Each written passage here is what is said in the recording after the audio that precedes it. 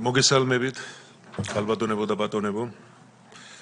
დღეს გვაქვს კომიტეტის ხდომა, დღის წესრიგი დარიგებულია. თუ რაიმე შენიშვნა არ არის, მაშინ დავამტკიცოთ დღის წესრიგი. კვორუმი გვაქვს. ბატონი ილიას გარდა, რომელიც აქ ბრძანდებოდა, სხვა კომიტეტზე გაბრძანდა უბრალოდ საგამოძიებო კომისიაზე და დაგვიბრუნდება ალბათ. პირველი საკითხი. საქართველოს მთავრობის მიერ საკანონმდებლო ინიციატივის წესით წარმოდგენილი კანონპროექტები ინოვაციების შესახებ საქართველოს კანონში ცვლილების შეტანის თაობას და საქართველოს საგადასახადო კოდექსში ცვლილების შეტანის შესახებ. მოხსენებელი საქართველოს ეკონომიკისა და მდგრადი განვითარების მინისტრის მოადგილე ბატონი ირაკლი ნადარიაშვილი. გთხოვთ ბატონო ირაკლი.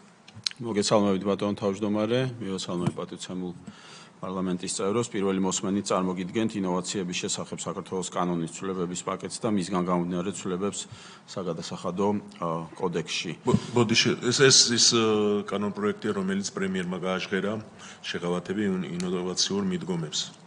დანარჩენს მოგახსენებთ დაწვრილებით პროექტის და შემოთავაზების შესახებ, როგორც მოგეხსენებათ, საქართველოს მთავრობის პრიორიტეტს, ერთ-ერთ ეკონომიკურ პრიორიტეტს წარმოადგენს ცოდნასა და ინოვაციებზე დაფუძნებული ეკონომიკის განვითარება, სწორედ ამ მიზნით მათ შორის სხვა ღონისძიებებთან ერთად 10 წლის წინ შეიქმნა ინოვაციებისა და ტექნოლოგიების სააგენტო, რომელმაც საფუძველი ჩაუყარა საქართველოში ეროვნული სტარტაპ ინოვაციური ეკოსისტემის განვითარებას. ამ წლების განმავლობაში საკმაოდ მნიშვნელოვანი პროექტები განხორციელდა, არის მნიშვნელოვანი მიღწევებიც, მოქმედებს ქვეყნის მასშტაბით, როგორც მოგეხსენებათ, 9 ტექნოლოგიური პარკი, მიმდინარეობს მუშაობა რეგიონში ყველაზე მსხვილი ტექნოლოგიური პარკის ქუთაისში განვითარებაზე და გახსნაზე, რომელიც 2025 წლის ბოლომდე განხორციელდება.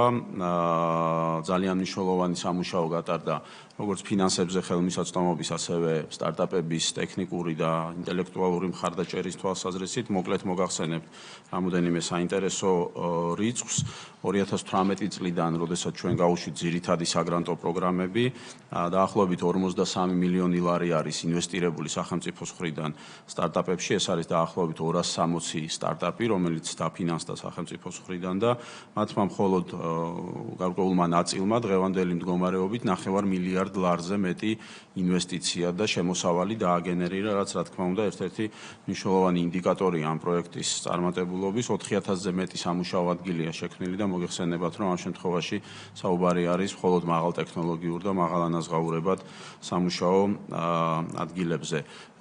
რეალურად დღეს ჩვენ მივახციეთ სხვა მაჩვენებლებთან ერთად იმას, რომ ჩამოყალიბდა ქართული ინოვაციური სტარტაპ ეკოსისტემა, როგორც მიზიდულობის ცენტრი რეგიონში. ეს განაპირობა მათ შორის საერთაშორისო მოთამაშეების მოზიდვამ ჩვენ ეკოსისტემაში. ეს არის პირველი ამერიკული აქსელერატორი, რომელიც საქართველოში გაჩნდა, ეს რეგიონის მასშტაბით ვსაუბრობ პირველობაზე, რომელიც 3 წელზე მეტია საქართველოში ახორციელებს ეგრეთ წოდებულ აქსელერაცია სტარტაპების. ამას მოყვა უკვე წელიწადნახევრის წინ პირველი კერძო ვენჩურული ფონდის ჩამოყალიბება, რომელშიც ჯიტა მონაწილეობს 25%-იანი, ასე ვთქვათ, პარტნიორის წილით, ხოლო ფონდის მართვას სრულად და ასევე დანარჩენ ინვესტორებს წარმოადგენს კერძო სექტორი, როგორც ადგილობრივი, ასევე უცხოური და ასევე საერთაშორისო საფინანსო ინსტიტუტი AFC გახდა ბოლო ინვესტორი ამ ფონდის გასული წლის შემოდგომაზე. სწორედ ამ სულისკვეთებით, რომ კიდევ უფრო გავაძლიეროთ მიმზიდველობა ერთის მხრივ ჩვენი სტარტაპ ეკოსისტემის რეგიონში და ასევე მოვიზიდოთ დამატებითი სტარტაპები და მეტი სტიმული შევქმნათ იმისათვის, რომ გაჩნდეს ინოვაციური სტარტაპები ქვეყანაში, წარმოდგენილია აღნიშნული კანონპროექტი, აღნიშნული ინიციატივა, რომელიც 3 ძირითადი კომპონენტისგან შედგება, შემოდის 3 სტატუსი, შეგვიძლია ასე ვთქვათ, რომელიც განაპირობებს თითოეული გარკვეულ საგადასახადო შეღავათებს და დეტალურად მოგახსენებ თითოეულის შესახებ. პირველი ეს არის თვითონ ინოვაციური სტარტაპის სტატუსი, რომელიც მიენიჭება იურიდიულ პირს, რომელიც ქმნის ინოვაციურ პროდუქტს, პროცესს ან ეწევა ინოვაციურ მომსახურებას. ითვალისწინებს ამ სტატუსის მიღება გარკვეულ ასევე ფინანსურ ვალდებულებებს, ინვესტიციის მოზიდვის თვალსაზრისით, რომ დარწმუნებულები ვიყოთ, რომ რომ სტარტაპი არის ქმედითი და მისით არის დაინტერესებული შესაბამისი ინვესტორები. ეს ყველაზე უტყუარი და სწორი ინდიკატორია იმისი, რომ შეფასდეს სტარტაპი იმის პარალელურად, რომ ის თვითონ შინაარსობრივად ეწევა ინოვაციურ და მაღალ ტექნოლოგიურ მომსახურებას ამ პროდუქტს ავითარებს. აღნიშნული სტატუსის მქონე სტარტაპებს ჯამში 10 წლიანი საშეღავათო პერიოდი ეძლევათ. პირველი 3 წლის განმავლობაში ეს სტატუსი გულისხმობს საშემოსავლო გადასახადისგან სრულად გათავისუფლებას სტარტაპების. შემდგომი 3 წლის განმავლობაში სტატუსი გულისხმობს საშემოსავლო გადასახადის 5%-იან განაკვეთს და მოგების 5%-იან განაკვეთს და კიდევ შემდგომი 4 წლის განმავლობაში გულისხმობს საშემოსავლო გადასახადის 10%-იან განაკვეთს და ასევე მოგების გადასახადის 10%-იან განაკვეთს. ანუ ჯამში როგორც მოგახსენეთ 10 წლიანი საშეღავათო პერიოდია, სხვადასხვა ასე ვთქვათ რანჟირებით საგადასახადო შეღავათების. მეორე სტატუსი არანაკლებ მნიშვნელოვანი, ეს არის ინოვაციური მცირე და საშუალო კომპანიის სტატუსი.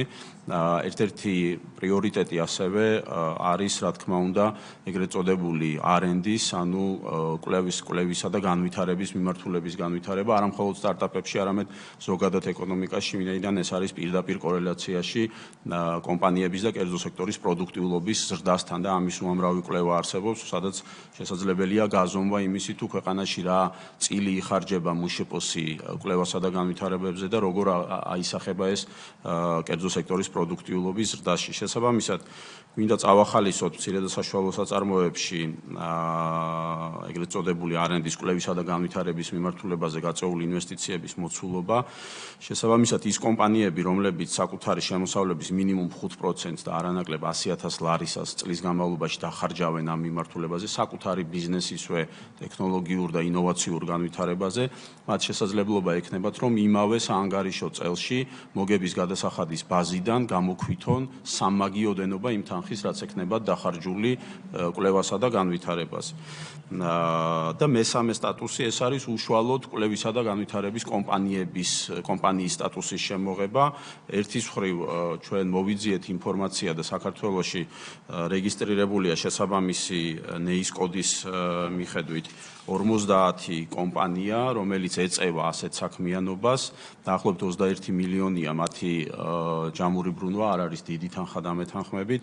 გვინდა წავახალისოთ როგორც ადგილობრივი, ასე ვთქვათ, რესურსის განვითარება, ასევე უცხოური ინვესტიციის მოზიდვა. ამ თვალსაზრისით თქვენ მოგეხსენებათ დაახლოებით 3 წლის წინ საქართველოს მთავრობის ინიციატივა, რომელიც ეხებოდა ტექნოლოგიური და IT კომპანიების მოზიდვას, საერთაშორისო კომპანიების მოზიდვას საქართველოში, რომელიც დაეფუძნა შესაბამის საგადასახადო შეღავათებს, ძალიან წარმატებით განხორციელდა და მიმდინარეობს. 150-ზე მეტი კომპანიაა დღეს შემოსული და 2 მილიარდ ლარამდე გაიზარდა, როგორც იცით, წელიწადში ექსპორტის მოცულობა ტექნოლოგიებისა და IT სერვისების. ანალოგიური პრინციპით გვინდა რომ ესე იგი კვლევისა და განვითარების კომპანიებს, რომლებიც ამ სტატუსს მიიღებენ, მივცეთ 5%-იანი განაკვეთი საშემოსავლო გადასახადზე და 5%-იანი განაკვეთი მოგების გადასახადზე, როგორც ეს აქვთ საერთაშორისო IT და ტექნოლოგიურ კომპანიებს. მოკლედ მინდა შევეხო იმ მოსალოდნელ შედეგებს, რასაც ვარაუდობთ აღნიშნული ინიციატივების განხორციელების შედეგად. სტარტაპების ნაწილში მომდევნო 5 წლის განმავლობაში ვარაუდობთ, რომ დაგეგმილი 700-დან დაახლოებით 2000-მდე გაიზრდება სტარტაპების რაოდენობა და მნიშვნელოვანია, ვინაიდან არის, ასე ვთქვათ, ესეთი საზომი, როდესაც მილიონ მოსახლეზე სტარტაპების რაოდენობა ითვლება ქვეყანაში და საქართველოს ჯერჯერობით მნიშვნელოვნად ჩამორჩება ევროპის და მით უმეტეს ისრაელის და ისეთ წამყვან ტექნოლოგიურ ქვეყნებს, თუმცა აღნიშნული ინიციატივა ამას ხელს შეუწყობს, რა თქმა უნდა. მოზიდული კერძო კაპიტალი დაახლოებით ვარაუდობთ, რომ 11 მილიარდ ლარს გაუტოლდება 5 წლის განმავლობაში ამ რეფორმის შედეგად და შემოსავლების მოცულობა დაახლოებით 1,5 მილიარდ ლარს. რაც შეეხება კვლევისა და განვითარების სტატუსის მიმართულებას, ფიქრობთ, რომ 5 წლის განმავლობაში დაახლოებით 900 კომპანია ისარგებლებს ამ სტატუსით და განახორციელებს ინვესტირებას კვლევისა და განვითარების მიმართულებით. საშუალოდ 20%-ით არის ნავარაუდები პროდუქტიულობის ზრდა ასეთი კომპანიების და რაც შეეხება ვახსენე მუშპ-ში კვლევისა და განვითარების დანახარჯს, დღევანდელი მონაცემით დაახლოებით 0.25% არის, რაც ძალიან დაბალია, კიდევ ერთხელ მინდა ხაზი გაუსვა და მოსაოდნელია, რომ აღნიშნული ინიციატივით დაახლოებით 1.5%-მდე უნდა გაიზარდოს მომავალი 5 წლის პერიოდში დანახარჯები მუშპ-სთან მიმართებით. მოკლედ მოგახსენებთ ადმინისტრირების ნაწილის შესახებ აღნიშნული სტატუსის მინიჭება განხორციელდება მხოლოდ საქართველოს მთავრობის შესაბამისი გადაწყვეტილებით, მთავრობის განკარგულებით. სამუშაო პროცესი იქნება შემდეგგვარად წარმართული, რომ ინოვაციებისა და ტექნოლოგიების სააგენტოში იქნება სპეციალური კომისია, რომელიც მიიღებს განაცხადს და შესაბამისი მეთოდოლოგიის და კრიტერიუმების მიხედვით შეაფასებს და დააყენებს შუამდგომლობას ეკონომიკის სამინისტროსთან კონკრეტული სუბიექტისთვის სტატუსის მინიჭების შესახებ. ეკონომიკის სამინისტრო თავის მხრივ წარუდგენს უკვე მთავრობას დასამტკიცებლად. ეს არის დაახლოებით იგივე სქემა, რომლითაც სტატუსის მინიჭება ხდება საერთაშორისო ტექნოლოგიური და IT კომპანიებისთვის, იმ შემთხვევაში არის უბრალოდ ფინანსთა სამინისტრო ინიციატორი. და კიდევ ერთი საკითხი, ინფრასტრუქტურული აღნიშნული სისტემის მართვის, წარმატებულად მართვისთვის შეიქმნება ინოვაციების რეესტრი, რომელსაც შექმნის ინოვაციებისა და ტექნოლოგიების სააგენტო, სადაც მოხდება ყველა სამივე სტატუსის მქონე სუბიექტების განსაზღვრა და მნიშვნელოვანია, რომ ყოველწლიურად სტატუსის შენარჩუნება საჭიროებს გარკვეული დოკუმენტაციის წარმოდგენას, გარკვეული ასე ვთქვათ ვალიდაციის გავლას, რომ კვლავ შეესაბამება სტარტაპი ან მცირე და საშუალო ინოვაციური კომპანიაში მიღებულ სტატუსს, შესაბამისად ამ რეესტრში მოხდება ყველა ინფორმაციის ასახვა, ასევე რეესტრში ნებაყოფლობით დარეგისტრირების საშუალება ექნებათ სხვადასხვა ტიპის ინვესტორებს, რომელთა მონაწილეობა სტარტაპებში განსაზღვრელი იქნება სტატუსის მისანიჭებლად, ეს იქნება აქსელერატორები, ეგრეთ წოდებული ანგელოზ ინვესტორთა ქსელები და საინვესტიციო ფონდები. რაც შეეხება საგადასახადო კოდექსში ცვლილებების შესახებ პროექტს, აქ ესე იგი მოხდება ინოვაციური მცირე და საშუალო კომპანიის, სტარტაპის, კვლევებისა და განვითარების მომსახურების გამწვევი კომპანიის სტატუსის მქონე პირების საგადასახადო შეღავათების მითითება, რომ აღნიშნული საგადასახადო შეღავათები განისაზღვრება ინოვაციების შესახებ საქართველოს კანონით. მადლობა. კი ბატონო, შეკითხვები ძანეთოთ. მოგესალმებით გოლეგებო. ნამდვილად მივესალმებით, ძალიან კარგი კანონპროექტია, მაგრამ რამოდენიმე კითხვა მაქვს. პირველი 100,000 ლარი, ეს არის ზღვარი, თუ 100,000 ლარის შემდეგ ხდება მინიმუმია და ნებისმიერი თანხა, რომელიც ჩადებული იქნება ამ მიმართულებით, გამოიკვლიდება მოგების გადასახადით. ძალიან კარგი. და მეორე კრიტერიუმი თქვენ თქვით, რომ სტატუსის მინიჭებაზე მან უნდა წარადგინოს განაცხადი ეკონომიკის სამინისტროში, შემდეგ განეხილოს, შემდეგ გადაეცემა და ხوار აჯობებს, რომ გარკვეული კრიტერიუმები ჩვენ შექმნათ, ჩამოვაყალიბოთ და რა თქმა უნდა კრიტერიუმები გექნებათ.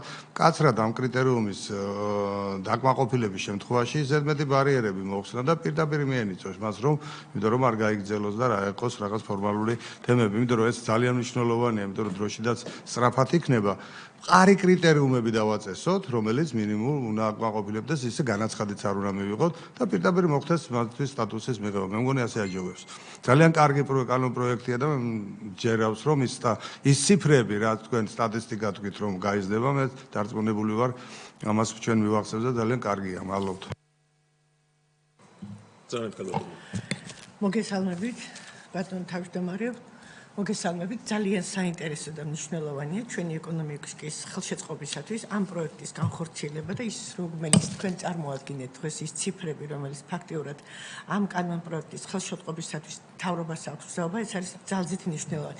ერთი შეკითხვა მექნება, იმ წილში, რომელიც თქვენ ახსენეთ კომპანიები, რომელზეც ლაპარაკია 2,5 მილიარდ ლარზე, რომელიც დღეს არსებობს ფაქტიურად შემოსრულებების ნაწილში, რამდენია თვითონ დამფუძნებელი ქართული კომპანია?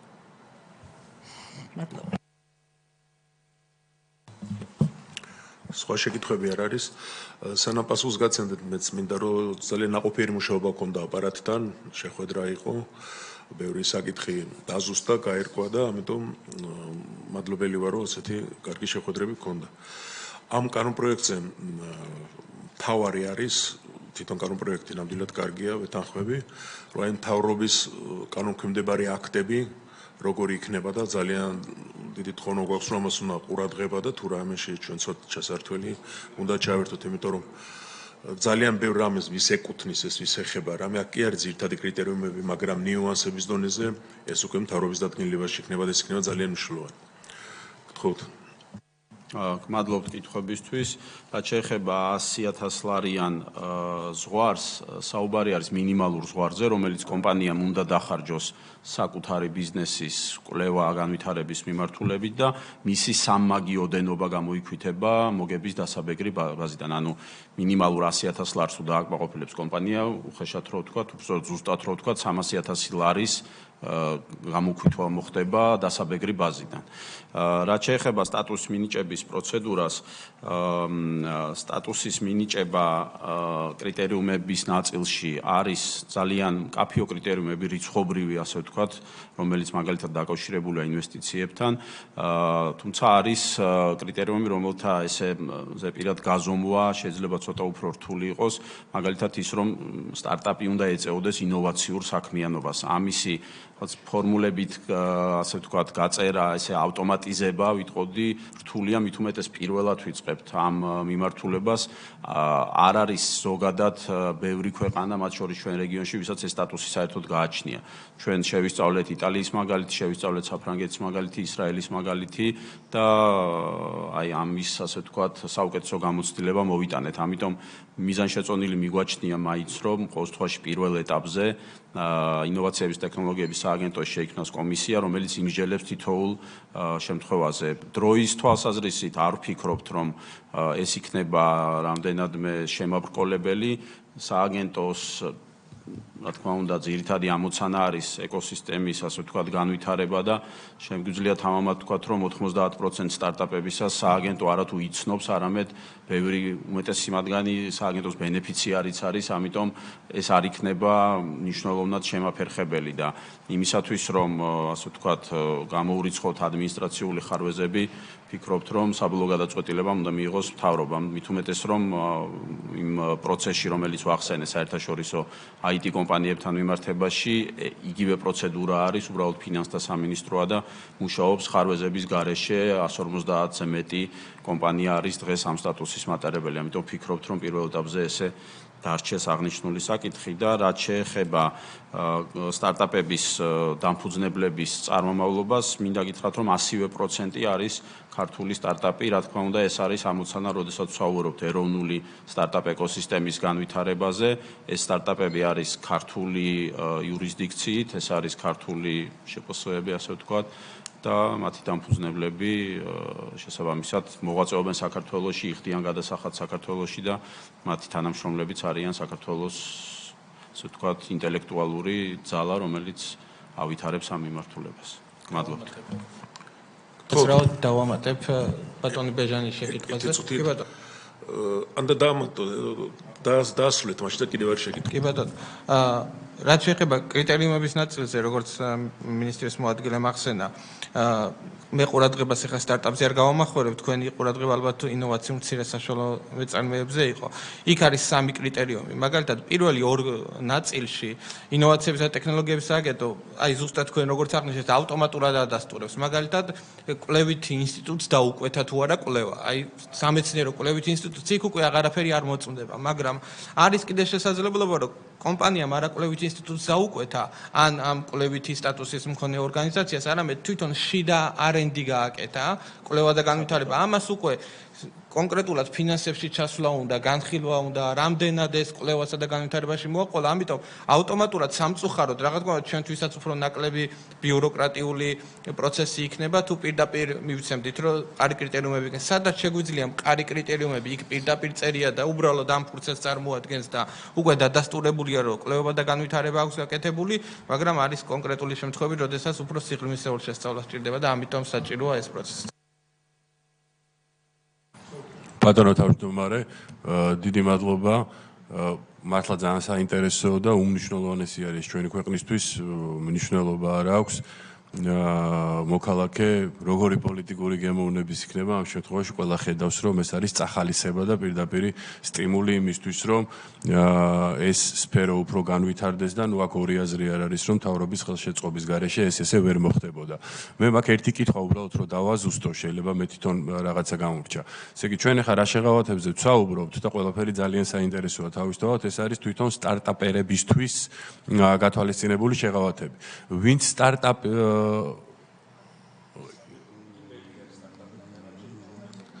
ხო, ანუ დანარჩენი რო დავაზუსტო უბრალოდ ეგ მინდოდა დანარჩენი ჩვენ რაზეც ვისაუბრეთ ეს არის შეიძლება სტარტაპერი საერთოდ არ იყოს უკვე ჩვეულებრივად დაფუძნებული იყოს მოღვაწეობდეს და იმათვის გათვალისწინებული ეს შეღავათები სწორად გავიგე ხო და ერთი კითხვა მაქვს აი თქვენ რაზეც ისაუბრეთ რომ ეკონომიკაში მაგ მიმართულებიდან ჩვენი წილი დღეის მდგომარეობით არის თუ არ ვწდები 0.25% ახსენეთ და აი რა ჭრილში განიხილავთ თქვენ რომ რა პროცენტი დაასახელეთ რომ დაახლოებით 1.5%-მდე ავა ეკონომიკაში ეს ყველაფერი ხო აი დაახლოებით რა პერიოდზე გაქვთ ეს თქვენი გათვლებით გაკეთებული.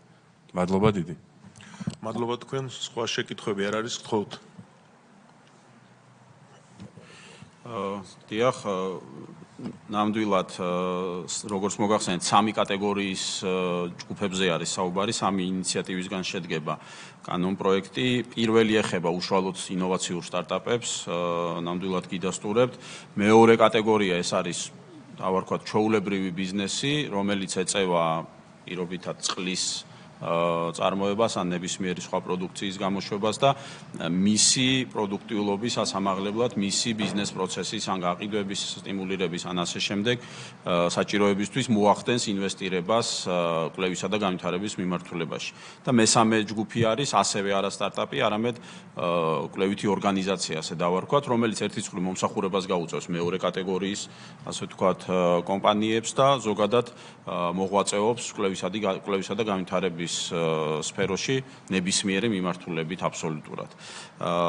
რაც შეეხება მუშპ-თან მიმართებით კვლევისა და განვითარების წილის ზრდას, დიახ, დაახლოებით 0.25%-ია დღევანდელი სტატისტიკური მონაცემებით და ჩვენ ვარაუდობთ მომავალი 5 წლის განმავლობაში რომ 1.5%-მდე გაიზარდოს. რა თქმა უნდა, ამ შემთხვევაში საუბარია სამივე კატეგორიაზე და ნებისმიერ სხვაზე, რომელიც R&D-ის მიმართულებით განახორციელებს ინვესტირებას. მათ შორის სახელმწიფოს მონაწილეობა ამაში არის, რა თქმა უნდა, სტატისტიკურად ჩათვლილი.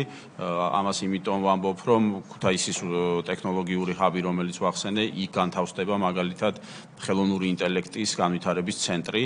ეს იქნება სახელმწიფოს ინვესტიცია და რა თქმა უნდა, ეს იქნება, ასე ვთქვათ, ამ მიმართულებით გაწეული ხარჯი, რომელიც ამ მაჩვენებლის ზრდაში თავის მონაწილეობას, რა თქმა უნდა, მიიღებს.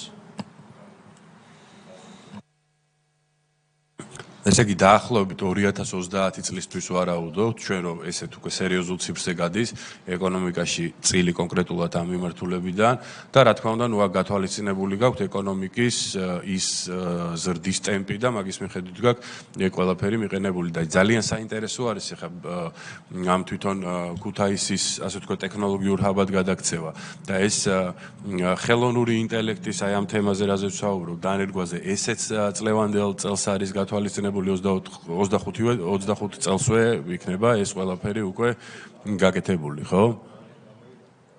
დიახ, თვითონ ცენტრის გახსნა, ქუთაისის ტექნოლოგიური ჰაბის გახსნა 2025 წლის ბოლოსკენ არის დაგეგმილი. მისი ნაწილი იქნება ხელოვნური ინტელექტის ცენტრი და ასევე გეგმაში არის რომ წელს ამოქმედეს ეს ცენტრი. დიახ, გიდასტურებთ. გამოგერი. მადლობა დიდი. მე მგონი ამოვწურეთ ხო შეკითხვები და ყველამ დადებითი მოსაზრება გამოთქვამდო. კენჭისყრაზე ვაყენებ, ვინ არის მომხრე? წინააღმდეგი არ არის არა. დიდი მადლობა. წარმატებები. გადავდივართ შემდეგ საკითხზე. ეს არის SIP დეპოზიტების დაზღვევის სააგენტოს 2024 წლის წლიური ანგარიში. კოლეგებო სტუმრებს მიმართ ასევე მინდა გითხრათ რომ ამ სააგენტოს შექმნაზე ჩვენმა კომიტეტმა და პარლამენტმა წინა წლებში 17 წელში იქნა მიღებული და ბევრი იმუშავა, მათ შორის ბატონმა ირაკლიმაც მაშინ თავმჯდომარე მიწანდებოდა. არის ძალიან კარგი საკითხი, რომ ჩვენ მივახციეთ უკვე იმას, რომ 30,000 ლარი დაზღვეულია ბანკს, რაც არ უნდა შეემთხვეს მოქალაქე მიიღებს თავის სხვადასხვა არა მარტო მოქალაქე, იურიდიული პირებიც. დაწვრილებით აგერ მოგვახსენებს სააგენტოს უფროსი ბატონი ლევან თოდუა. ხო, და მოგესალმებით. საინტერესოა და ხო, მოსვენით. მოგესალმებით ბატონო თავმჯდომარე, მოგესალმებით პარლამენტის წევრებო, დამსწრე საზოგადოება. ვინაიდან ჩვენი საკითხი პირველად იხილება კომიტეტზე, თუნებას მომცემთ შესავალს გავაკეთებ ზოგადად რას წარმოადგენს ეს სისტემა. კი, დროში ჩავეტევით. მოკლედ, როგორც ბატონო თავმჯდომარემ აღნიშნა, 2017 წელს შევიდა ცვლილებები და 2018 წლიდან უკვე ჩვენი სააგენტო ფუნქციონირებს. სააგენტოს მიზანი არის დააზღვიოს ბანკში არსებული დეპოზიტები, კომერციულ ბანკებსა და მიკრობანკებში დაზღვეული დეპოზიტები გარკვეული ზღვის ოდენობის ფარგლებში და თუ რამე შეემთხვევა კომერციულ ბანკს ან მიკრობანკს და მოხდება მისი ლიკვიდაცია, ფიზიკური პირი იქნება ეს თუ იურიდიული პირი, დარწმუნებულია, რომ იმ დაზღვეული ზღვის ოდენობას ის აუცილებლად მიიღებს ყველანაირი პირობების გარეშე. სხვა იმაზე მეტი თანხა თუ ექნება, რაც დაზღვეული არის, ის კანონმდებლობის შესაბამისად ლიკვიდაციის პროცესში თუ ბანკს რაიმე ლიკვიდობა ექნება, რა თქმა უნდა, შემდეგ არც ის თანხები არ დაეკარგება, მაგრამ ეს 100% არის დაზღვეული და მიუხედავად იმისა, თქვა, ექნება ბანკს რაიმე ლიკვიდობა, ლიკვიდაციის შემთხვევაში თუ არ ექნება, გარანტირებულად იცის, რომ ეს თანხა მას არ დაეკარგება. და სწრაფადვე დაუბრუნდება.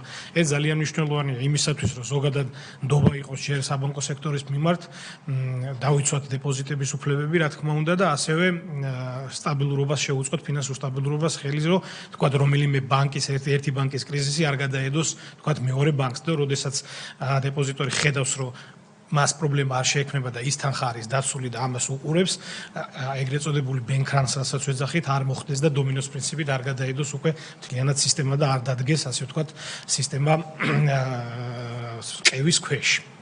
ეხლა უშუალოდ გადავალ ჩვენი ეს ისეთი აპრობირებული მეთოდი არის სოფლიოში საკმაოდ ისეთი დანერგილი მეთოდი არის საუკეთესო პრაქტიკით მოხდა ჩვენი სისტემის დანერგვაც 150 ქვეყანაში არის ეს სისტემა დანერგილი და ძალიან კარგად წარმოაჩინა თავისთავი კრიზისების გამკლავების დროს. ნუ საბედნიეროდ ჩვენ ასეთი პრობლემა არ ქონია ჩვენი არსებობის შემთხვევაში და იმედია არც გვექნება, თუმცა ჩვენ ასე თქვა დევიზი გვაქვს, ვიყოთ ჯანმრთელები არ ნიშნავს, რომ ჯანმრთელობის დაზღვევაზე არ ვიზრუნოთ. აქედან გამომდინარე, კარგია რომ ეს სისტემა ჩვენ გვაქვს და თქვა თუ მომავალში რაიმე პრობლემა იქნება, ამ სისტემას ჩავთავ და ავამოქმედებთ. ესე იგი, ჩვენი სააგენტო პატარა სააგენტო არის, ასე რომ თქვა, პრინციპი არის, რომ მოკლე პატარა, ასე თქვა, ჯგუფით, პატარა რესურსებით ეფექტურად მართოთ ეს სისტემა. ზედამხედველობას გვიწევს სამეთვალყურეო საბჭო, რომელშიც შედის 5 წევრი, ფინანსთა მინისტრი, ეკონომიკის მინისტრი, ეროვნული ბანკის პრეზიდენტი და 2 დამოუკიდებელი წევრი, რომელსაც კომერციული ბანკები კენჭისყრით ირჩევენ, ასე ვთქვათ, არჩევნების გზით. უბრალოდ კენჭისყრით არ არჩევნების გზით. მოკლედ ახლა ვიცი რომ დროში ცოტა შეზღუდულები ვართ, გეტყვით რამდენი ბანკი არის წარმოდგენილი სისტემაში, ავტომატურად კანონმდებლობით აბსოლუტურად ყველა ბანკი ვიც კი ლიცენზიას მიიღებს ავტომატურად ერთვება ამ სისტემაში და ასევე ახლა უკვე ახალი რეგულაციით მიკრობანკები გაჩნდა, ახალი სუბიექტები და მიკრობანკებსაც ანალოგიურად როგორც კომერციული ბანკები ისინიც ჩაერთვებიან, ესე იგი ვალდებულები არიან პირდაპირ ავტომატურად კანონი რთავს სისტემაში და შესაბამისი ვალდებულებებიც ცელდება ავტომატურად ყველაზე. 2024 წლისთვის 18 სუბიექტი იყო, 17 კომერციული ბანკი, ამ 17 კომერციული ბანკიდან 3 არის ციფრული ბანკი, 2024 წელს დაგვემატა 1 მიკრობანკი და 2025 წელს კიდე მეორე მიკრობანკი. ეს სულ ახალი სუბიექტები არიან, ისინი თქმა უნდა ავტომატურად ჩაერთვნენ და მოექცნენ ამ სისტემაში. მოკლედ, ესე იგი, გადავიდეთ ჩვენ 2024 წლის განხორციელებულ საქმიანობებთან დაკავშირებით. 3 მიმართულება მინდა გამოყო, რაც იყო, ასე ვთქვათ, აღსანიშნავი. პირველი იყო, ბატონო თავმჯდომარემაც აღნიშნა, რომ ზღვარი გაიზარდა, სადაზღვევო ზღვარი. ადრე თუ იყო 15,000 ლარი, ახლა გახდა 30,000 ლარი, რაც საკმაოდ ისეთი საქართველოს პირობებში მნიშვნელოვანი ზრდა არის. მინდა აღვნიშნო, რომ ასეთი ზრდა უკვე მეორეჯერ განხორციელდა. როდესაც სისტემა ჩაირთო და დაინერგა, მაშინ 5000 ლარი იყო მხოლოდ დაზღვეული დეპოზიტების ზღვარი და ფიზიკური პირებზე ვრცელდებოდა. 2022 წლიდან იურიდიულ პირებზეც ავამოქმედეთ, ზღვარიც გავზარდეთ 15000-მდე, ხოლო 24 წელს უკვე 24 წლის 1 იანვრიდან ეს ზღვარი გაიზარდა 30000 ლარამდე. ანუ თითოეულ ბანკში, თითოეულ სუბიექტს დაზღვეული აქვს 30000 ლარი. თუ სუბიექტს თქვათ ორ ბანკში აქვს 30000 ლარი ერთ ბანკში და 30000 ლარი მეორე ბანკში, ორივე დაზღვეულია. ანუ ეს ვრცელდება სუბიექტზე კონკრეტულ ერთ ბანკში. ეს კონკრეტულად ამ ზღვარის გაზდას ორი დადებითი რამოდენიმე დადებითი ფაქტორია. ჯერ ერთი ის რომ იზრდება დაცულობა, ასე ვთქვათ, დეპოზიტებისა და კარგია რაც უფრო მეტი იქნება, მით უფრო მეტი იქნება სანდოობა ამ სისტემის მიმართ და მეტ თანხებს, ასე ვთქვათ, მშვიდად განათავსებენ დეპოზიტორები ბანკებში. მეორე დადებითი ის არის რომ მე მიკრობანკები ვახსენე და მიკრობანკებს კანონმდებლობით მიკრობანკების ზოგადად შექმნის პრინციპი ის იყო რომ ამ სუბიექტებს რომლებიც მიკრობანკებად ასე ვთქვათ გადაკვალიფიცირდებოდნენ გაზრდოდათ ფინანსურ რესურსებზე წვდომა, მაგრამ იქვე კანონმდებლობით მათ ასე ვთქვათ ლიმიტი დაუწესდა რომ მათ შეუძლიათ მიკრობანკებს მოიზიდონ თითოეული დეპოზიტორი და მხოლოდ ის თანხა რომელიც არის დაზღვეული. აქედან გამომდინარე ამ ზღვრის ესე ვთქვათ გაზრდა მათთვის სასარგებლო არის იმ კუთხით რომ უფრო მეტი რესურსი გაუჩნდებათ და უფრო ხელმისაწვდომობა ფინანსურ რესურსებზე უფრო ფართო ექნებათ. ასევე მნიშვნელოვანი ფაქტორი იყო რომ მინდა აქვე აღნიშნო რომ სანამ ამ მეორე საკითხზე გადავალ რომ ჩვენ საერთაშორისო ორგანიზაციების წევრებიც ვართ, ესე იგი ამ კუთხით ორი საერთაშორისო ორგანიზაცია მუშაობს ძირითადად ეს არის AIAD ასეთი ორგანიზაცია არის, ეს არის საერთაშორისო საერთაშორისო ასოციაცია სოფლიოში, ძალიანად მოიცავს სოფლიოს და მისი წევრებიც გავხდით ჩვენ 2022 წელს და ასევე ევროპაში მოქმედებს ევროპის დეპოზიტების მზღვეველთა ევროპული ფორუმი. და ამ ორგანიზაციის წევრებიც ვართ და 2024 წელს პირველად ჩვენი არსებობის ისტორიაში საკმაოდ დიდი კონფერენცია ჩავატარეთ საქართველოში. 30-ზე მეტი ქვეყანა იყო ჩამოსული, 80 დელეგატზე მეტი ესწრებოდა. თემა იყო, ესე იგი, საბანკო რეზოლუცია და დეპოზიტების დაზღვევის ფონდის როლი, არსებული გამოწვევები და სამომავლო პერსპექტივები. საკმაოდ ისეთი კარგი საკითხი იყო და მნიშვნელოვანი საკითხი იყო და ეს საკითხი მსოფლიოში დგას ზოგადად ამ სისტემასთან დაკავშირებით და ჩვენს დაინტერესებულები ვიყავით და ეროვნული ბანკიც სხვათა შორის ძალიან ჩართული იყო ამ საკითხებში, იმიტომ რომ ეროვნული ბანკი დღეს უკვე აქტიურად მუშაობს საბანკო რეზოლუციის ჩარჩოსთან დაკავშირებით და ესეც ძალიან კარგი ინსტრუმენტი არის ზოგადად ფინანსური სტაბილურობის კუთხით და ჩვენი ზუსტად აი ამ კონფერენციის მიზანი იყო დეპოზიტების დაზღვევის როლი რა შეიძლება იყოს თქვათ და ეს ფონდი როგორ შეიძლება იყოს ჩართული ამ საკითხებში. ასევე მინდა აღვნიშნო რომ ჩვენ დეპოზიტების დაზღვევის სააგენტო ამ თვითონ საერთაშორისო ორგანიზაციებში არის კომიტეტები კიდე და ამ კომიტეტების წევრებიც ვართ, ეს არის ევროპის კომიტეტი და აზიის კომიტეტი, ევრაზიის კომიტეტი უბრალოდ და ამ ორი კომიტეტის გაერთიანებული სხდომაც ჩავატარეთ, რაც პირველად მოხდა ზოგადად ამ ასოციაციის არსებობის ისტორიაში და რაღაც თვითონ წევრებმაც აღნიშნეს სიმბოლური იყო რომ საქართველოში აი ამ ორი კომიტეტის სხდომა ჩატარდა და ვინაიდან საქართველოს წარმოადგენს აზიისა და თქვათ ევროპის გზაჯვარედინს და სიმბოლური დატვირთვა ჰქონდა თქვათ ამ ღონისძიებას და კარგი გამოხმაურება ჰქონდა ზოგადად. და ერთი მიმართულება კიდე რომელიც თქვათ შეიძლება რომ აღვნიშნოთ ჩვენი საქმიანობიდან გამომდინარე, ეს არის როგორც მოგახსენეთ ეროვნულ ბანკში ხა მიმდინარეობს შექმნილი არის რა თქმა უნდა ეს და კანონით უკვე დამტკიცებულია და უბრალოდ მიმდინარეობს მუშაობა სარეზოლუციო ჩარჩოსთან დაკავშირებით უკვე 2025 წლიდან შეიქმნა ფონდი, სადაც ამ სარეზოლუციო ფონდში უნდა შეიტანონ კომერციულმა ბანკებმა სავალდებულო შენატანები და 2024 წლის განმავლობაში ეროვნულ ბანკთან მიდიოდა მუშაობა, რომ მემორანდუმი გაგვეფორმებინა და შეთანხმების ხელშეკრულება გაგვეფორმებინა, რომ შემდგომ აი ამ ფონდში აკუმულირებული თანხები გადმოგვეცეს სამართავად ჩვენს დეპოზიტების დაზღვევის სააგენტოს შემდგომი ინვესტირების მიზნით. ვინაიდან ჩვენ ფონდის ინვესტირებას ვახდენთ და გვაქვს ამის გამოცდილება, ეროვნულმა ბანკმა ჩათვალა, რომ კარგი იქნებოდა თქვათ ეს ორივე ფონდის მართვა, რომ აი ამ ინვესტირების კუთხით ყოფილიყო ჩვენთან. და უკვე 2025-ში მოვაწერეთ ხელი, გავაფორმეთ შეთანხმება და უკვე 25-დან ჩვენ ამ სარეზოლუციო ფონდსაც დეპოზიტების დაზღვევის სააგენტო ფონდი მართავს. მხოლოდ და მხოლოდ ინვესტირების კუთხით. ფინანსურ მაჩვენებლებს შევეხები, ახლა ალბათ საინტერესო არის, ვიცი რომ დრო შეზღუდული გვაქვს და დიდ დროს ესე იგი არ წაგართმევთ. ზოგადად დეპოზიტების ზრდა ბანკებში დინამიურად რო შევხედოთ, განუწყვეტლივ იზრდება. თუ ავიღებთ მაგალითად დეპოზიტებს 2024 წლის დასაწყისში და ავიღებთ 2024 წლის ბოლოს შევადარებთ, 15.35% არის გაზრდილი, ანუ 52 მილიარდიდან ავიდა 60 მილიარდამდე. თუ ავიღებთ სტატისტიკას, ჩვენ რა სტატისტიკასაც ვაწარმოებთ 2018 წლიდან, მაშინ სულ 18 მილიარდი იყო, ანუ 2018 წლიდან დღემდე საკმაოდ არის, რამოდენიმეჯერ არის გაზრდილი, ანუ 18 მილიარდიდან 60 მილიარდზე არის ასული დეპოზიტები. სასიხარულოა ის, რომ განსაკუთრებით არ ყოფილა ფაქტი, რომ არ გაზრდილიყო ფიზიკური პირების დეპოზიტები, ეს ძალიან მნიშვნელოვანი არის, ეს გვანახებს, რომ დანაზოგები იზრდება და ბანკების მიმართ ნდობა მაღალია და ხალხი ცდილობს, რომ ბანკში ფული, ასე ვთქვათ, განათავსოს და დეპოზიტების სახით კონდეს და რაც მიუთითებს იმას, რომ დეპოზიტები იზრდება, ესე იგი დანაზოგებიც ასე თუ ისე სახელმწიფოში იზრდება, რაც უთუოდ სასიხარულო ფაქტია. ზოგადად ტენდენციას თუ ავიღებთ მთლიანად ზოგადად დეპოზიტების და ყოველთვიურად საშუალო რო ავიღოთ 1.23%-ით იზრდება ყოველთვიურად. განსხვავებულია რა თქმა უნდა ფიზიკური პირების დეპოზიტები, როგორც აღნიშნე, უფრო მეტად იზრდება ვიდრე იურიდიული პირის დეპოზიტები რაოდენობაში.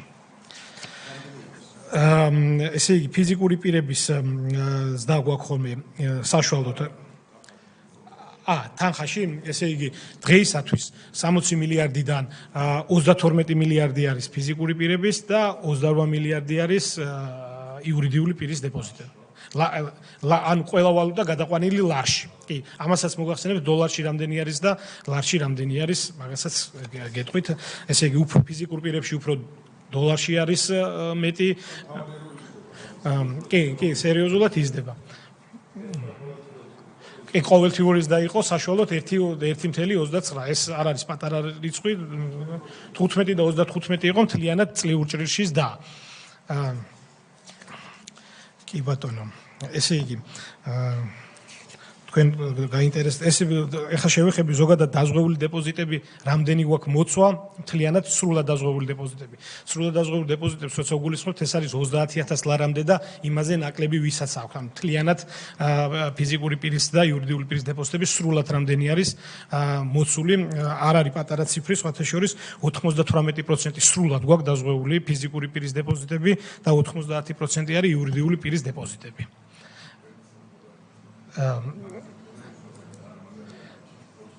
18%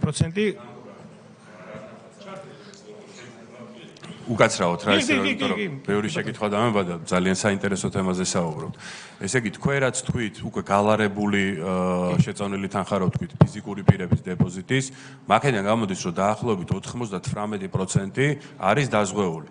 რატო ვკითხულობ მაგას? ეგ შეკითხვა გამიჩნდა თვითონ პროცესში, რომ ჩვენ ვამბობთ რომ 30,000 ლარს უზღვევთ, სხვა ბანკშიც აქვს 30,000 ისეც დაზღვეულია, მაგრამ რა თქმა უნდა არიან ფიზიკური პირები, ვისაც ერთ კონკრეტულ ბანკში აქვს, თქვათ 200,000 ლარი დადებული დეპოზიტად.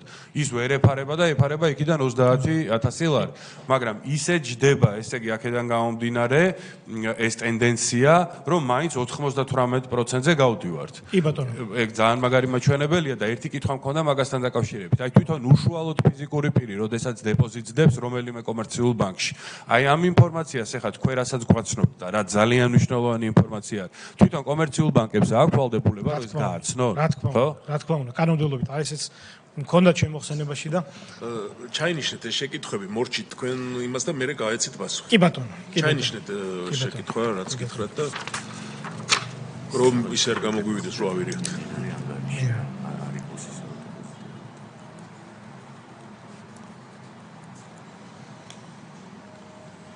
კი ბატონო, ეხლა მე დაასრულეთ და მე შეკითხები გქონდა. შეიძლება მოხსენების დროსაც გაეცეს კიდევაც გარკვეულ შეკითხვებს პასუხი და კი ბატონო, ჩვენ აი ზუსტად ამ თემაზე უნდა გადავსულიყავი. სრულად, ანუ თანხობრივად რო ავიღოთ, თანხობრივად არის 18%-მდე მთლიანი მოცულობის დაზღვეული დეპოზიტები არის, მთლიანი დეპოზიტების 18%-მდე, მაგრამ სრულად დაზღვეული დეპოზიტები არის აი 98%.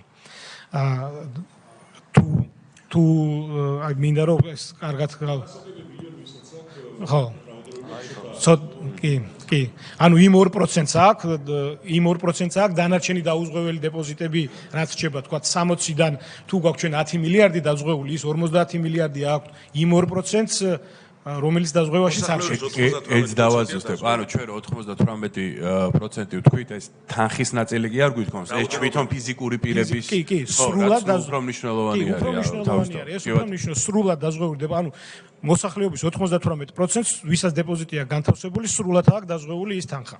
აი ეს არის მნიშვნელოვანი. დაზღვევასთან დაკავშირებით, რა მაინტერესებს. ჩვენ ვიძახით, რომ დაზღვეულია. ამას თვითონ კლიენტებს ვაზღვევინებთ, ხო თანხას ახდევინებენ ამაში თუ სახელმწიფო? არა, ამასაც მოგახსენებთ, კი. კი ბატონო. მე მგონი ხო ხედავთ ეს უფრო საინტერესოა და თქვენ მოკლედ დაამთავრეთ რა გაქვს სათქმელი და გადავიდეთ კითხვებზე. ეს უფრო საინტერესოა მე მგონი კითხვები. კი ბატონო, კითხვა პასუხის რეჟიმი, კი ბატონო. მაშინ მე უცებ ამ ყველაფერს მოკლედ კი ბატონო. ესე იგი საინფორმირებას რაც შეეხება მოკლედ გავონებოთ ამას თავი მაშინ. ჩვენ რა თქმა უნდა, როდესაც ზღვარი გავზრდეს და სხვა შემთხვევაშიც ერთ-ერთი მიმართულება ჩვენი მუშაობის ის არის, რომ მოსახლეობა იყოს ინფორმირებული. ამ სისტემის ასე ვთქვათ ეფექტური მუშაობა და დამოკიდებულია რამდენად ინფორმირებული არის მოსახლეობა. ეს ვალდებულება ბანკებსაც აქვს, კანონმდებლობით არის განსაზღვრული და ყველას უნდა კონდეს ვთქვათ იქ საინფორმაციო მასალა გამოქვეყნებული, ბროშურები, ასე ვთქვათ საინფორმაციო სტენდები უნდა კონდეს, ასევე ხელშეკრულებაში, როდესაც ხელშეკრულება ფორმდება, იქ აუცილებლად არის, უნდა იყოს მითითებული პუნქტი, რომ რაც ეუბნება, ასე ვთქვათ, კლიენტს, რომ მისი დეპოზიტები დაზღვეული არის. უბრალოდ ჩვენ რეკლამირებასაც ვახდენს ჩვენი მხრიდან, უბრალოდ ბანკების თხოვნა არის ხოლმე, რომ აგრესიული კამპანია არ ვაწარმოოთ ხოლმე, იქიდან გამომდინარე, რომ შეიძლება შეცდომაში შევიდეს თვითონ ფიზიკური პირები, ვინც არ არის გათვითცნობიერებული და ყოველდღე იმას რო ეუბნები, რომ შენი დეპოზიტები დაზღვეულია და ბანკის ლიკვიდაციის შემთხვევაში შენ ფულს მიიღებ, ამან უარყოფითი სხვანაირად არ გაიგონო, ამიტომ ვცდილობთ, რომ თქვათ, აი მოზომილად გარკვეული ოდენობით მივაწოდოთ ხოლმე ეს ინფორმაცია, რომ სხვანაირად არ იქნეს აღქმული ეს კი ბატონო. აი ეს ინფორმირებასთან დაკავშირებით რაც ეხება. რაც შეეხება სადაზღვევო შენატანებზეც უნდა მეთქვა, ანუ ჩვენი ფონდის ასე ვთქვათ, აი ამ ფონდის ფორმირების წყარო არის სავალდებულო შენატანები, რომელსაც იხდიან კომერციული ბანკები. ეს კანონმდებლობით არის გაწერილი, კანონმდებლობით არის დადგენილი თუ რამდენი უნდა გადაიყადონ.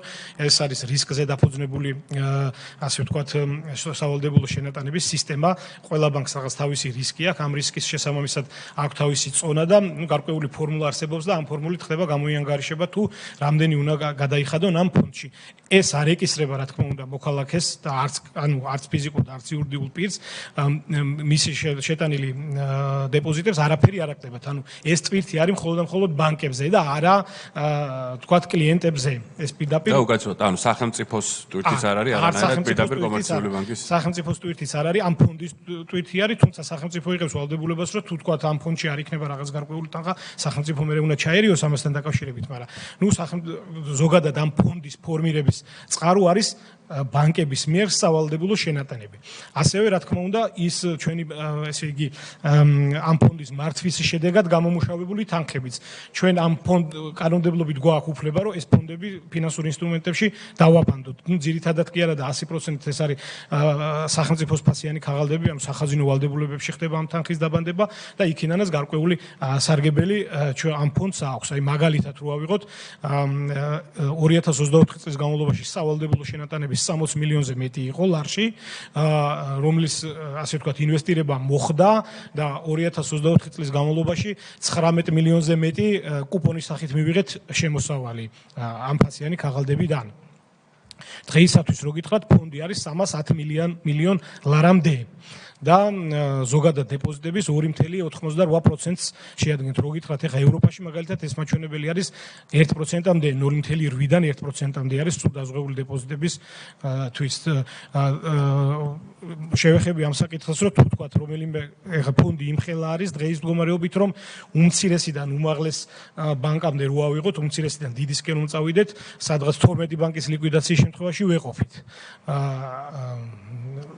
ერთიანად და ხო კი და უკვე მე-14 ანუ უკვე დიდი ბანკებიდან თქვათ მე-14 პოზიციაზე ვინც არის მე-15 პოზიციაზე ერთ ბანკს ვეყოფით, მაგრამ ნუ სისტემურ ბანკებთან დაკავშირებით რა თქმა უნდა ეს ფონდი ვერ იქნება ისეთი ეფექტური. ხო, სისტემური ბანკებს ცოტა დიდი თანხებია. ხო. კი. კი ბატონო. მოკლედ საკმაოდ ისეთი შეკითხვა ჰქონდა ბატონ ლევანს თქვენ ჩაინიშნეთ. კი ბატონო. მე მგონი ამაზე გავეცით ესე იგი პროცენტებთან დაკავშირებით, ანუ 98%-ზე და 90%-ზე კი აი უკაც რა შეკითხვაც ჰქონდა ეხლა პროცესში აბსოლუტურად ყველაფერს გასაგებთან დაკავშირებითაც მე მგონი გავეცით, მაგრამ კიდევ ერთხელ დავკონკრეტები, რომ კანონმდებლობით ბანკებს აქვთ ვალდებულება, რომ კლიენტების ინფორმირება მოახდინონ. რა თქმა უნდა, ჩვენც ვზრუნავთ ამ საკითხთან დაკავშირებით, ჩვენი მხრიდანაც ხდება საინფორმაციო კლიპების გაშვება, როგორც სოციალური რეკლამა, ისე გადის ამაში ჩვენ თანხას არ ვიხდით ხოლმე.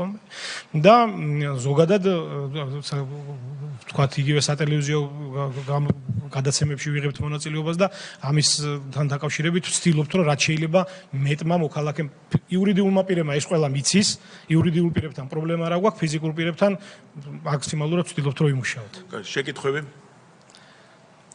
უკვე ეს საინტერესო იყო. მესამე შეკითხვაზეც, ანუ ვინ იხდის, ესეც ამაზეც გავეცით. ესეთი ისა. ესე იგი, შენატანები გასაგებია და თავისთავად თუ რომელიმე ბანკს იმედი რომ ასეთი არ მოხდება, ჩვენთან საბანკო სისტემა კარგად არის განვითარებული, მაშინ დაეხმარებით იურიდიულ და ფიზიკურ პირებსაც. მაგრამ აი რო ვზდით, თქვათ 30-დან, შემდეგში 40 უნდა გახდეს 50, ეს როგორ ხდება? აი რა თანხაზე უნდა ავიდეს, რა სიტუაციებს კანონით თუ როგორ არის ეს პრინციპი, რომ თქვათ 5-დან 15 გახდა, 30 გახდა და ეხლა თქვათ სადავართ და რა შემთხვევაში მოხდება მომატება? კი ბატონო, ამასთან დაკავშირებით რაღაც საკანონმდებლო თქვათ ჭერი არ გვიდევს, თუმცა ევროპაში მაგალითად რო ავიღოთ 100.000 არის და ევროდირექტივითაც 100.000 евро არის, ასე ვთქვათ, განსაზღვრული, თუმცა ამ კუთხით ეს ჩვენ არ გვეხება, იმიტომ რომ არარეალისტური არის და არარელევანტური არის 100.000-მდე.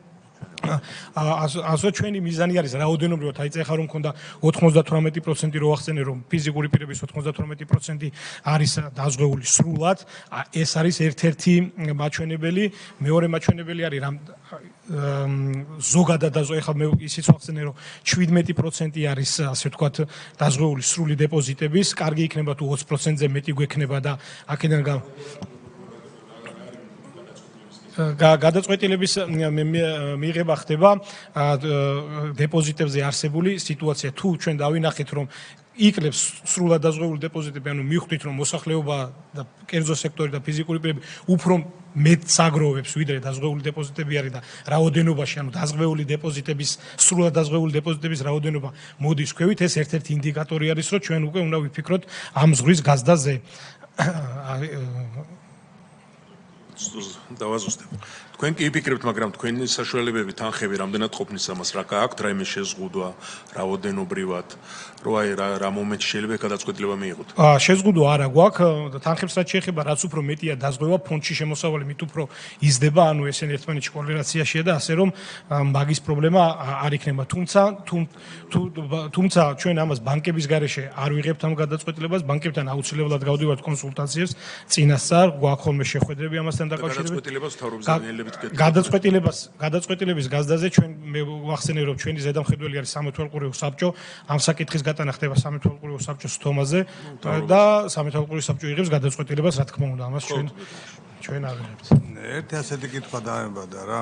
ჯერ ერთი მაინტერესებს დაფინანსება თქვენი თქვენი ორგანიზაციის დაფინანსება საიდან ხდება? შემოსავლებიდან და მეორე აი 17 წლიდან უკვე არსებობს თქვენი ორგანიზაცია და იქ 18-დან ხო 17 შეიქმნა კანონმდებლობა და 18-დან უკვე დაიწყო ფუნქციონირება.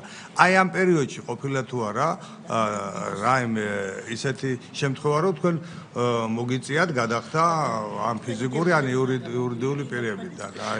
კი ბატონო, მოგახსენებთ, ესე იგი დაფინანსებას რაც შეეხება ჩვენ ბიუჯეტის დაფინანსებაზე არ ვართ, კი, დაფინანსება ხდება ფონდიდან, ანუ ბანკების შენატანებიდან რაღაც გარკვეული კი ბატონო, ამ ფონდიდან ხდება დაფინანსება, ამ ფონდიდან მხოლოდ შეიძლება ორი რაღაცა დაფინანსდეს. ერთი სტატუსი რა არის თქვენი საჯარო სამართლის იურიდიული პირი. კი ბატონო. რაც შეეხება შემთხვევა თუ დამდგარა.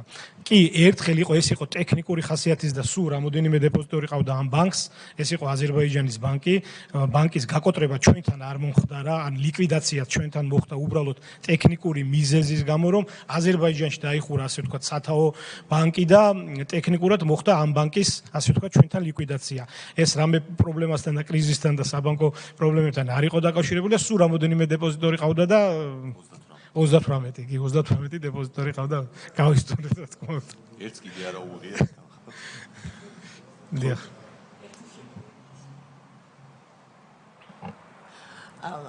თქვენ ბრძანეთ რომ 15000 იყო და 30000 ხდება ახლა. მაინტერესებს, ესე იგი ეს 30000 არის უკვე ჭერი. ამის ზემოთ აღარ მიდის, ხო? კი, იქნება. კი. და მნიშვნელობა რა აქვს რამ რაოდენობის თანხა აქვს დაზღვეული მაგას მნიშვნელობა არ აქვს არა ესე იგი რაც შეეხება ზღვის გაზდას კი ჩვენ 5-დან გაიზარდა 15 გახდა 15-დან გაიზარდა მე ახლა გახდა 2024 წლიდან უკვე 30000 არის ჩვენ ვფიქრობთ რომ ალბათ 2 წელიწადში მოვახდენთ ამის გადახედვას 27-ისკენ და შემდეგი ნაბიჯი სავარაუდოდ ჩვენი გათვლებით 50000 ლარი იქნება რაც მნიშვნელოვანი თანხა იქნება უკვე და კარგი განაცხადი ზოგადად და არა აქვს მნიშვნელობა ვის რა თანხა არის აქ არის მხოლოდ კი ნებისმიერი თანხის მქონე ადამიანი ხვდება სისტემაში უბრალოდ ჭერზე მეც ვერ აიღებს რაც არის რეიტი დადგენილი რომ დეპოზიტზე მინდა რომ განმარტება გავაკეთო დეპოზიტს როცა ვახსენებთ ეს არ არის რაიმე კონკრეტული პროდუქტი ან ვადიანი დეპოზიტი ან თქვათ მიმდინარე დეპოზიტი ნებისმიერი დადებითი ბალანსი რომელიც არის ბანკში დაზღვეული არის პირდაპირ მიმდინარე ანგარიშიც კი ძანეთ შემოსავალი რა აქვს ამ სააგენტოს თვითონ ციფრში რო გითხრათ რამდენი სიხდიან ბანკები ყოველწლიურად კი ბატონო ესე იგი ყოველწლიურად განსხვავებული არის იმიტომ რომ დეპოზიტები იყო მცირე აი მაგალითად 24 წლის მონაცემები რო ავიღოთ 60 მილიონი ლარი იყო ამ ფონდის შემოსავალი ბანკების სავალდებულო შენატანები ჯამში მთლიანი სისტემიდან და 19 მილიონი იყო კუპონის სახით მიღებული შემოსავალი კიდე არის სადღეღამისო დეპოზიტებზე ეროვნულ ბანკში რო ჩვენ ფული გვაქვს გაჩერებული მაგალითად სანამ მოვახდენთ ინვესტირებას მანამდე ხო ეროვნულ ბანკში დევს ეს თანხა იმასაც ერისხება რაღაც გარკვეული პროცენტი და რომ თანხების აკუმულირება ხდება. დღეის მდგომარეობით მთელი სისტემა თვეში სადღაც 6 მილიონ ლარამდე რიცხავს ფონდში. მთელი საბანკო სისტემა. დეპოზიტებიდან გამომდინარე, დეპოზიტების ოდენობიდან გამომდინარე. იყო პერიოდი, როდესაც 3 მილიონი იყო ყოველთვიურად. იყო პერიოდი, როცა მილიონი იყო. მაგალითად, როდესაც 5000 ლარი იყო დაზღვეული დეპოზიტების შესაბამისად იხდიან. რამდენიც არის დეპოზიტი დაზღვეული მთლიანად, იმის შესაბამის პროცენტს იხდის კონკრეტული ბანკი, რომელსაც ყველა ბანკს თავისი პროცენტი აქვს, ასე ვთქვათ, სისტემა ფორმულა არსებობს. მაგრამ არა უმეტეს 0.77%-ისა ეროვნულ ვალუტაში და არა უმეტეს 0.1%-ისა უცხოურ ვალუტაში. ეს არის ჭერი, ამაზე მეც ვერ გადავახტევინებთ, მაგრამ მაგაზე ქვევით შეგვიძლია გადავახტევინოთ და ეს გარკვეული ფორმულით გამოითვლება და ბანკებს რა თქმა უნდა მე ეცნობება ხომ მათი რისკიდან გამომდინარე. ვინ არის, ვინც არ არის, და თქვენ თქვით რომ 98%-ია? 2% ვინც არ არის დაზღვეული, ეს არის ფიზიკური ან იურიდიული პირები, რომელსაც იმაზე მეტი თანხა გვიდე დაზღვევა ითვალისწინებს. ისის დაზღვევა სრულად არ ყველა დაზღვეული არის აბსოლუტურად მე 98% იყო ფიზიკური პირები სრულად დაზღვეული რაც არის და ის 2%-ში არის დაზღვეული მხოლოდ 30000 და დანარჩენი არ არის დაზღვეული იმაზე მეტი რაც აქვს. დიახ, მადლობა. კარგი, სხვა შეკითხვა ხომ არ არის? კარგი, დიდი მადლობა. შემდეგში ყოველ წელიწადს მოვიწვევთ ხოლმე მეგობრებს და უფრო კი ბატონო. მადლობა წარმატებაზე. და ბოლო საკითხი პრაქტიკულად ყველანი ჩვენ წევრები ვართ აუდიტის ჯგუფის, გქონდა განხილვა. ეს იყო 14 აპრილს. საკითხები იყო იმ დღეს იყო რა, თქვენ რომ ამის შემდეგ კი ბატონო. 5-ში იქნებათ კი ბატონო თქვენც. პირველი საკითხი ეს იყო მეტეოროლოგიური, ჰიდროლოგიური და გეოლოგიური მონაცემების ადრეული გაფრთხილების გამოყენების ეფექტიანობის აუდიტი 22-23 წლები, გაიცა ერთი რეკომენდაცია, მეორე იყო სახელმწიფო რწმუნებულის ადმინისტრაციების მიერ 21-22 წლებში განხორციელებული საფინანსო ეკონომიკური საქმიანობის პერიოდების აუდიტის ანგარიში. პერიოდი მოიცავდა 21-22 წლებს, გაიცა 9 რეკომენდაცია. ტრადიციულად ესწრებოდა აუდიტის გენერალური აუდიტის მოადგილე, სახელმწიფო უსაფრთხოების სამსახურის დივანი და ყველანი რა ვინც ხელმძღვანელი პირები. ყველანი ვესწრებოდით მაგას ვამბობ ბატონი გიორგის გარდა თუ სრული გექნება ჩამოგვიერთით და რაც გადაწყვეტილებები იყო კომიტეტმა უნდა დაამტკიცოს და გთხოვთ რომ დავამტკიცოთ. დიდი მადლობა. ამით საკითხები ამოწურული არის. მადლობა მობრძანებისათვის.